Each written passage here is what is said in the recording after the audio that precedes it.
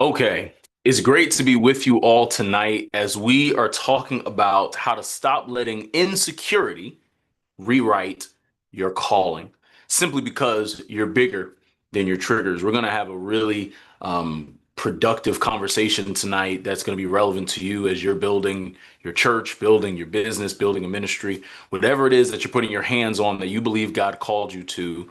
Each and every one of us are going to have to run into insecurities. We're going to run into limiting beliefs. We're going to run into a lot of different things that mentally will cause us to settle. And so in this conversation, we're really just going to be talking about how do we build despite the insecurity? How do we be productive despite how we may feel emotionally? And so we're going to have a really good conversation surrounding emotional triggers and things like that. Because if you decide to live according to your triggers, you will always live below your calling. Because I think it's so interesting that as we are called by God, as we're led to do amazing things, whether we want to make a difference in our families, make a difference in culture, community, whatever it is, when it's actually time to put our hands on something and build, we can stop progress, we can stop altogether, or we can dumb down the vision just because there's some things about the journey to what we're actually called to, the level that we're actually called to, that makes us feel uncomfortable. And so in this, we have to understand how to navigate the discomfort that comes from when an insecurity is revealed or when an insecurity is brought up. And one of the things that you've probably experienced already and have seen is that your insecurities come up when you least expect them. And one of the things that we just need to understand with insecurities is that insecurities usually come from interactions. Because most of the time, your insecurities are going to be triggered when you come into contact and have interaction with other people. And so, as a builder, it's impossible for you to build anything, it's impossible for you to lead anything without having an interaction with people, which is why this topic, this subject is so relevant to just who we are, because we have to know, you have to know how to build despite being emotionally triggered. You have to know how to be productive even when you really are emotionally out of it and an insecurity has been revealed or discovered. And it's a matter of maturity. So, how do you maturely do these things? And we're going to have a really good conversation about it. And so, listen, here's what I want you to understand, that your insecurities are one of those things that it's something that you need to address. Everybody, I believe, has a season where you need to address insecurity. 100%. But one of the things that you also have to understand that even after you address the insecurity, there are some things that can stick with you. There is some residue from the insecurity simply because there's always a war. There's always an inner fight going on with who you know you're called to be and who your flesh tries to convince you that you are. And so, what this looks like, where I want to start our conversation, is just us getting an understanding of what actually is insecurity. And so, insecurity, in just terms of how I want us to have our conversation and just the context for it, is that insecurities are limiting beliefs we accept as truth that show up as negative emotional triggers. Insecurities are limiting beliefs we accept as truth that show up as negative emotional triggers. Now, let's break this down. Because when you think about a limiting belief is anything, any type of thought, any type of concept that would cause you to think you are less than as opposed to more than. Anything that would cause you to believe that you're not good enough. Any thought that would cause you to think that, you're not, like, imposter syndrome, all these things, self-doubt. All of that can fall under the category of a limiting belief, because a limiting belief is made up evidence that you are not qualified to achieve the calling. You are not qualified to achieve the vision, whatever it is that's in your heart to do. And so this limiting belief is something that we accept as truth, meaning that we see the belief, we see that, okay, that's one way of thinking, and that doesn't mean it's correct, but it's a way of thinking. But we accept it as truth, meaning that we basically take that on and we adopt it and we build habits around it. We build disciplines around it. We build thoughts around it. And where that's all we focus on, only thing we focus on is our limiting beliefs. And the way in which these things show up, the way you are operating from a place of insecurity, is that you have a lot of negative emotional triggers. Now, the reason why I described it as negative emotional triggers, because not all triggers have to be bad necessarily. Now, usually the connotation for it is that it's negative, but at least in our conversation, we're talking about the negative emotional triggers. We're talking about the triggers that cause you to feel like you are less than. We're talking about the triggers that cause you to feel angry, the triggers that cause you to feel sad, the triggers that cause you to feel anxious. We're talking about those types of triggers. And when those types of triggers show up, the negative emotional ones, we know that we're likely in the realm of an insecurity. And so, what we have to understand is with limiting beliefs overall, as a builder, as a leader in any space, there's never going to be a time where you are actually going to destroy and completely get rid of limiting beliefs. Now, I know that that might sound crazy because it's like, wait a minute, like you don't know the work I've done. You don't know the therapy I've gone through. You don't know the affirmations I have. And that's wonderful. But just because you might not accept it as truth does not mean that those limiting beliefs are not going to still try to jump on you. Because here's what I need you to understand. Here's what we all need to know as leaders is that limiting beliefs can linger. Limiting beliefs can linger. Meaning that while you've done the work, you have sustained yourself to a place emotionally, you've sustained yourself to a place mentally where you know you are good enough. You know you get results. You know that you are able and capable. But that does not mean that there won't be moments, really specific, random moments, where that limiting belief is going to try to jump back in and you have built up enough strength, you've built up enough endurance, you've built up your mind so that even when the limiting belief jumps, you know how to respond effectively. So again, it's not a matter of how do I get rid of limiting beliefs in the same way you guys have heard me talk about you can't get rid of fear. It's not a matter of how do you just live life without fear. That's just not being human. In the same way, how do you live without limiting beliefs? That's not being human. You will always have an opportunity to choose doubt. But it's up to you as a believer, as a kingdom builder, to make the decision that says, you know what? Even while I might have the opportunity, I can have the choice of accepting this limiting belief as truth. Because I recognize my calling, because I know who I am, because I've put my hands on enough things and executed on enough things, I don't have to take that path. I don't have to go that way. And so when we think about just understanding the fact that we are only able to turn the volume down on limiting beliefs, we then understand just when it talks about in the Bible how we have to guard our hearts. Because again, these limiting beliefs linger just because we have a human body. We are humans. And so in human nature, we don't like being comfortable. I should say we don't like being uncomfortable. As humans, discomfort, we run from discomfort. And anytime you're called to something, when God calls you into something great, or you have a great idea and you want to build something massive that's never existed before, eyes haven't seen, ears haven't heard, and all those things, you have to understand you're going to run into plenty of opportunities for you to choose insecurity, for you to choose accepting those limiting beliefs as truth. And they're going to show up in how you interact with other people as negative emotional triggers. So that's why you have to guard your heart, meaning that even after you've done the work to fortify your mind, fortify your emotions, and would do what I call have a high level of emotional management and mastery, that you still have to guard your heart, meaning that once you know a specific area is an insecurity of yours, you just simply guard it, meaning that you might read a little extra scripture regarding that area. Meaning that you might say a few more words of faith concerning that area. Meaning that you might do some things intentionally knowing that's how the devil attacks me. And I would encourage you, anybody listening to me, you should know how the devil attacks you so you can know how to stay fit for the fight. Because if the devil can cause you to believe that limiting belief, you will be capped. You'll be kept at a ceiling. And again, that is a really hard place to be in when you know you're called for more, but you keep running into the ceiling that is your insecurity. And so we have to understand, what do we do when we run into emotional triggers? We have to understand it. And I'll tell you from real examples, this happened to me literally the other day. I was having a conversation with someone regarding a project.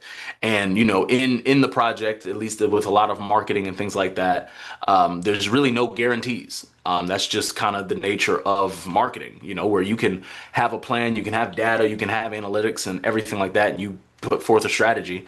But there really is no like guarantee. This is a sure bet. If we do this, we will get this. No responsible marketer can tell you that, right? But I was having this conversation, and it was asked to me basically, will this work? And of course, my response was, I can't guarantee you it will, but I believe it will. I can't guarantee, right? Meaning that just responsibly, I cannot tell you with guarantee if we do this, the floodgates will open, and it's just like I believe it will work, but I can't guarantee it. And so the response to that pretty much was very dismissive of me and very much like a response as if, I wasn't the man for the job. And what it did was it triggered me. It triggered me, and it triggered me because it touched on an insecurity that I've overcome previously of feeling like I'm not enough.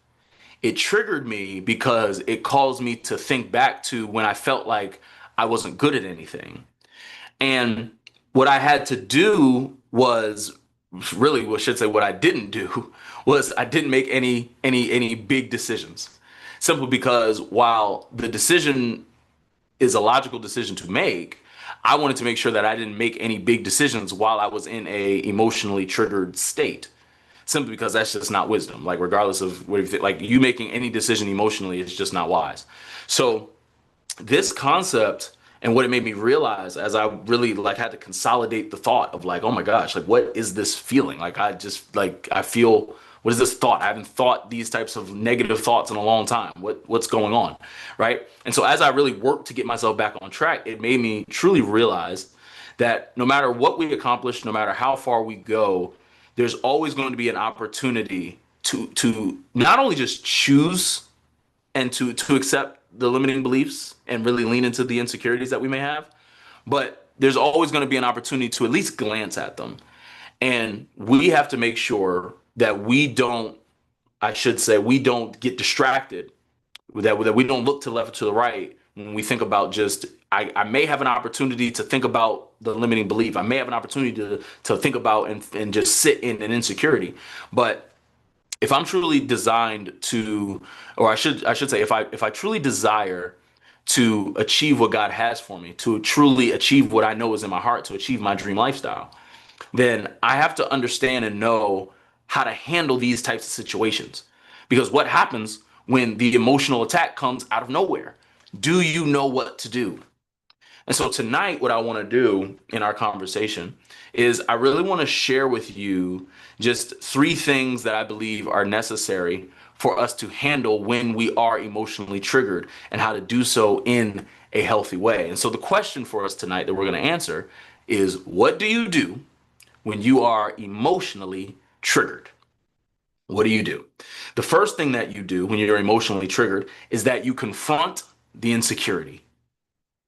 Now, this might be the scariest but most faith-filled thing that you will ever do in your life, especially as a builder, especially as a leader. You have to have enough faith to simply confront every insecurity that you have. Because I'm promising you, whatever it is that you're called to build, there will be a time, a moment, a situation where you are going to have to come face to face with that insecurity, and you have to make the decision. Am I going to choose to believe this limiting belief, or am I going to choose to believe what I believe I'm called to? Like it will happen. So the best thing you can do when you are emotionally triggered and you realize, oh my goodness, an insecurity has come, is to not fall into avoidant behavior. Do not just fall into avoidant behavior where all of a sudden you weren't called to the high level you were called to. All of a sudden you try to remix what you believe you were called to in a way that's comfortable, and you don't have to actually address the insecurity. So what we have to do is confront the insecurity, and you do so by really taking time and answering 3 questions. So if you want to confront insecurity in your life, you have to ask yourself 3 questions. Now keep in mind, you ask yourself these questions when you are emotionally triggered. And this can be for an insecurity that you know of. This can be an insecurity that you had an idea of, or this can be an insecurity that you had no idea even existed. And you're going to ask yourself these three questions. The first question is simply this: what are you feeling? What are you feeling? Are you feeling sad? Are you feeling disappointed? Are you feeling hurt? Are you feeling betrayed? Are you feeling angry? Are you feeling sad? Just you have to be able to just name the emotion. Be able to name it. Because if you don't label a problem properly, you won't be able to solve it effectively. So when you think about being able to identify and confront the insecurity, you've got to be able to ask yourself, what am I feeling right now in this moment? And again, this isn't anything deep. I'm not saying this needs to be like a whole day process, but just in a moment, take 20 seconds and just get honest with yourself about, hey, what am I feeling? Because that's what confrontation is. We're basically just telling the truth. Okay. We're telling the truth in love to ourselves. Like, hey, I feel really angry right now. Hey, I feel really disappointed right now. As much I cannot believe they just said that to me. Like, wait a minute. What in the world? Just being honest. What am I feeling right now? The second question, you're answering the question of, why are you feeling it? Why am I feeling this? Okay, so I've identified I feel sad. What about this situation? Why am I sad? Just why? Was it the tone? Was it what was said? Was it how it was said? Was it when it was said? Just being able to just get clear on, okay, here's why that triggered me. Here's why that's an insecurity for me. And all you're doing by answering these questions, and again, these questions can take you 20 seconds to just think through, but you're answering these questions just so that way you can have clarity around the insecurity so you can effectively guard your heart and build yourself up emotionally and mentally so you can always be productive even when you are emotionally triggered. So the second question is, why are you feeling it? Just getting clear on, okay, based on all factors, based on the entire situation, what is it at the core? What is it at the root? What is it at the foundation that is causing me to feel anger, sadness, whatever it is, loneliness, abandonment? What's causing this insecurity? Like, why? What are the conditions that are being met that's causing this insecurity? Now, that's the second question. The third question, if you want to confront the insecurity, is, how does the feeling not serve me? This is important because the goal, even while we're emotionally triggered, is to be productive. We as builders need to always be productive, even while we may be emotionally triggered. Even while we may have discovered a new insecurity, we have to do all we can do to be productive. And that means we need to ask ourselves the question of, how does this feeling not serve me? How is this feeling just not productive? Now, there are some people that might say you need to sit in the feelings and everything like that. I'm not one of those people. You guys know me well enough to know that. I'm a firm believer in, once you identify it, do whatever you can to solve it, and let's keep it moving. And depending on just where you're at, it might be time to tuck it and keep it moving. You guys know my rule of tuck it. Sometimes you got to put that to the side, do the job, and then we can revisit it after the job is done. Now, I told you guys my situation where I was basically triggered. My insecurity that I had overcome basically resurfaced the other day. And one of the things I had to understand and realize, okay, I still need to be productive. Now, thankfully, I wasn't too busy that day where I was able to move some things around and I was able to really take time to think things through. But trust and believe, if I had, a presentation or there was something to do where there was just no getting out of it, I did not have flexibility with it, we would have had to use the rule of tuck it, because there's a job to do, because there's building to do, because there's purpose to achieve. And so with that, we always need to identify just, okay, this feeling that I'm feeling, it's not about right, wrong, bad, good or bad. It's just, this is what I'm feeling right now. I've identified it. I'm clear on why I'm feeling it. Now I need to identify, why does this feeling not serve me?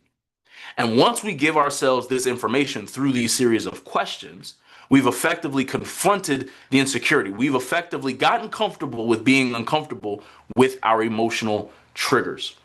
And this is probably one of the most powerful things you can do as a human, where you are not afraid to look and examine your insecurities, where your insecurities don't intimidate you. Your insecurities, once you're aware of them and you build around it, guard your heart, now you can walk in real power. Now you can walk in who you truly are. Because you think about anybody who was used mightily, and we just use the Bible. You can look at Moses. He said, well, I have a stutter. Oh, well, I don't talk good, and all these things. That was an insecurity. And yet God still used him. And Moses went on to do all that he did. You think about Gideon. Well, I'm the youngest man. I'm the least man in the lowest tribe. But yet God used him in a major way. So this idea of working despite our insecurities is not foreign. It's not a modern day thing. This concept of being able to work despite your emotional triggers has existed from the beginning. And so we have to discipline ourselves in the way we lead ourselves. We have to discipline ourselves to say, I want to be able to confront the insecurity. And so that's the first thing that we do when we want to confront, or I should say, when we are emotionally triggered, we want to confront the insecurity. The second thing that we want to do, and this is just very, very practical, when you are emotionally triggered, when the insecurity just pops up in your face, the second thing that you want to do is you want to go to your safe space. Go to your safe space. Now, you as a leader, I believe you need two types of safe spaces. You need a safe space where it's you and your inner circle, where you can really talk. And this is where you can have the hard conversations. This is where you can vent. This is where like simply a designated space for an intentional task. Like that's what the safe space is, where this is not a space for judgment. This might not even be a space for advice giving or anything like that. This is a space simply for unloading as well as a space for empowering. That's it. So safe space with your inner circle. But you also need a safe space just for you. A safe space where it's private, a safe space where it really holds significance only to you. And again, for the believer, most of the time, this is wherever you decide to pray, your prayer closet, right? Wherever you decide to talk to God, because that's just like your most intimate space. But in general, you should have a safe space. Like I'll tell you guys, like this is my office. I'm in my office right now. This is my safe space. That while I might be able to go in any other area of my house to think and brainstorm and strategize, when I'm emotionally triggered and I'm really trying to think through some deep insecurities and really overcome them and not allow them to take over my mind, I'm trying to renew my mind on the things that God has told me and who I am in Christ, I come here because this is a safe place. In this room, there's a lot of memories. There's a lot of things that remind me, no, you are able. No, you do get results. No, you've become the person. That's not where you're struggling at. No, that's not true. And again, I'm putting myself in an empowered space where I have just positive reinforcement all around because in this space, this is safe for me. And so again, yours might not be an office. Yours might not even be in necessarily in a room, but you want to have an identified safe space. And in your safe space, you need to do three things. You need to remind yourself of wins. So simply remind yourself of, man, I really accomplished that. Remind yourself of just things that have gone well. Like for me, when I look at this jersey behind me and I think about just the road I had to take in order to even achieve all of that, like goodness gracious, it took everything. My discipline had to go to another level. My mindset had to go to another level. It took everything. And so to understand that I have a jersey that represents a lot of hard work, a lot of sacrifice and achievement, that reminds me of my wins. When I see my book and I think about, good Lord, like I'm actually an author and I think about all the time and the research and just the challenges that I overcame to get this book out. It's like, no, that's a win. Like that is a tangible win, regardless of what people may think of the book. You might have thought the book was horrible. I don't think so. But if you thought the book wasn't as good, that's still a tangible piece of evidence for me that says, no, that was a win.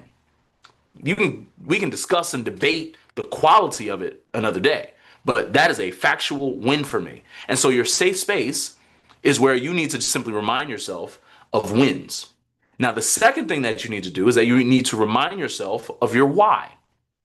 Meaning that you're not just going to go to your safe space and just kind of sit there, count to 20, and then you just go on with your day. No, this is time for you to start renewing your mind. This is the time where you need to start setting yourself apart by not choosing the limiting belief, not leaning into the insecurity.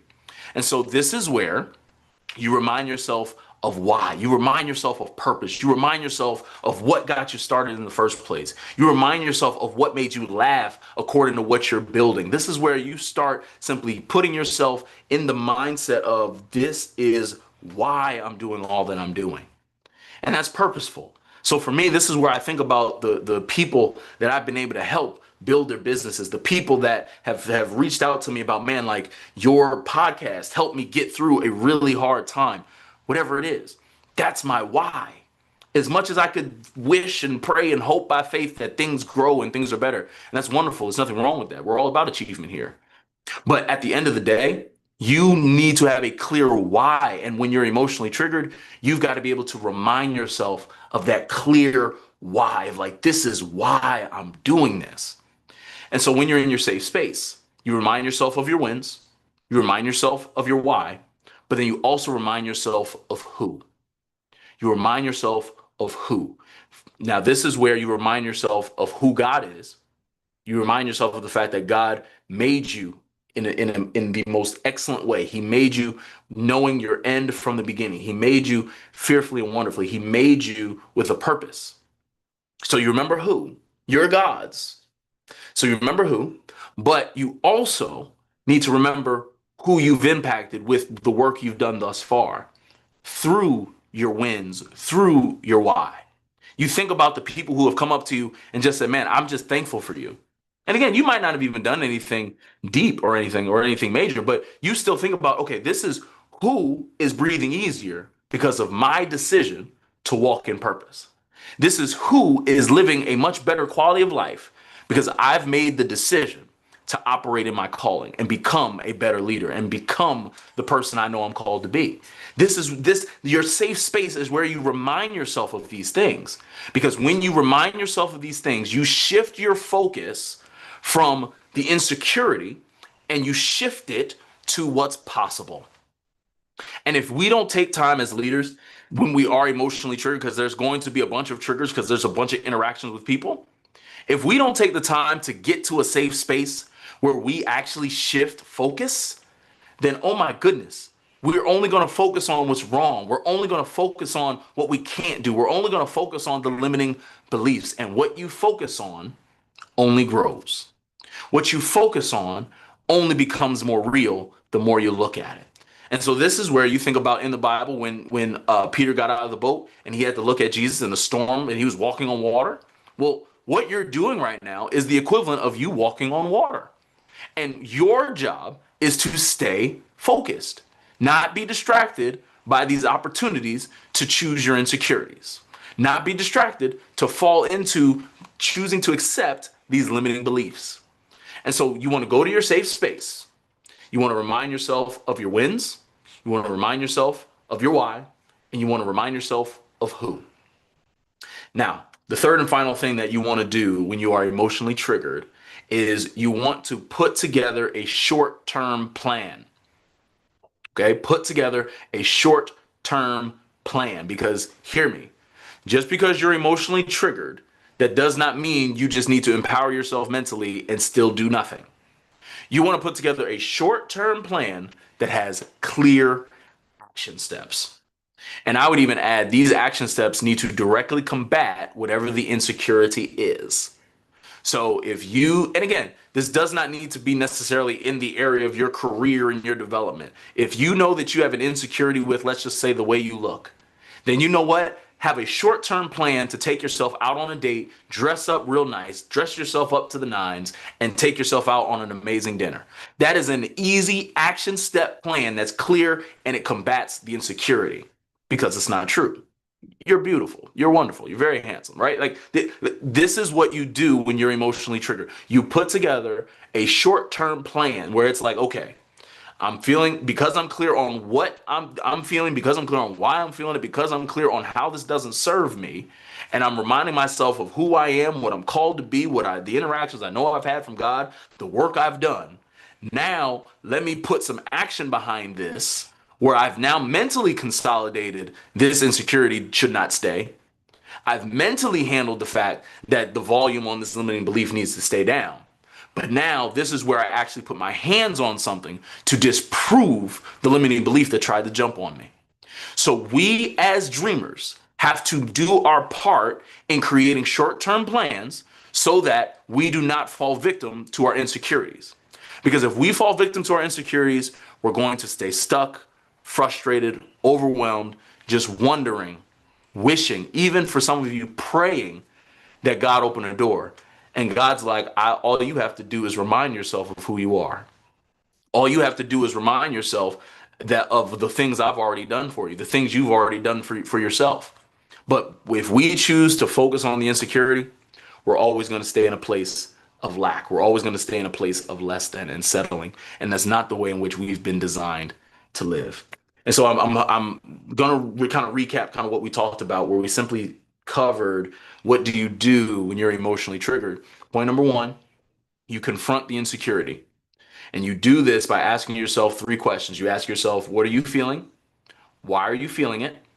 How the feeling doesn't serve me. Those three questions you ask. So confronting the insecurity. The second thing that you do when you're emotionally triggered, you go to your safe space. And your safe space might be your home, might be your office, might be a walk, wherever it is. You go to just where you know you are safe. And you remind yourself of three things. You remind yourself of your wins. You remind yourself of your why. You remind yourself of who. Wins. What have you done? What have you just actually accomplished that's just tangible, undeniable, and it's factual? Your why. What's the purpose? Just what has been your driving force behind everything that you've been doing? And then three, remind yourself of who. You remind yourself of the God you serve. You remind yourself of who you are. And you remind yourself of the people that you've already thus far positively impacted in your culture and in your community. And that's what you do when you go get into your safe space. And the third and final thing that you do when you are emotionally triggered, you put together a short-term plan according to you confronting the insecurity and after you spent time in your safe space. It's for you to put together a short-term action plan that has clear action steps that directly combats the insecurity that you've discovered.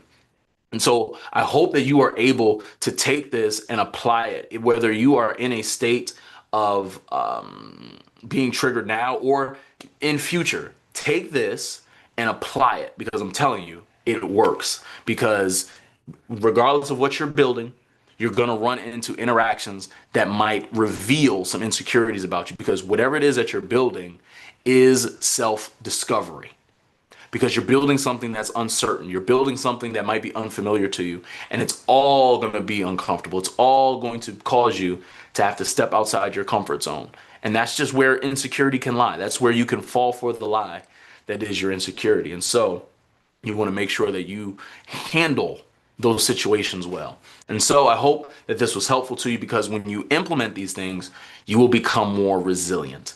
And so that's why we've been having these conversations now for a little bit. And it's been a lot of fun, because we are preparing right now for the Dreamer Symposium, which is a 2-day leadership conference here in New Jersey designed to help you as a professional, an entrepreneur, or a ministry leader. It'll simply help you create big vision and grow in self-leadership for the new year.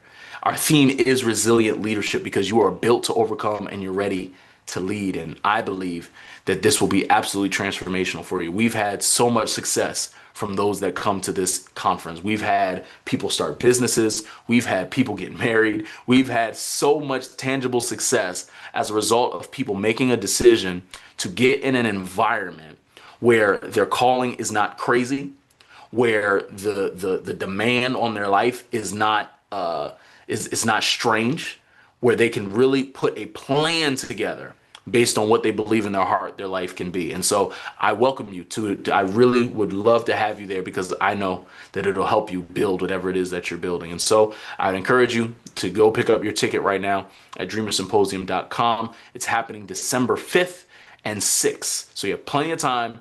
Get your ticket, bring a friend, so that way we all can grow together in the new year and accomplish all that we've been called to do. I appreciate you, and I hope that you continue to build, because understand, your world gets better when you decide to grow.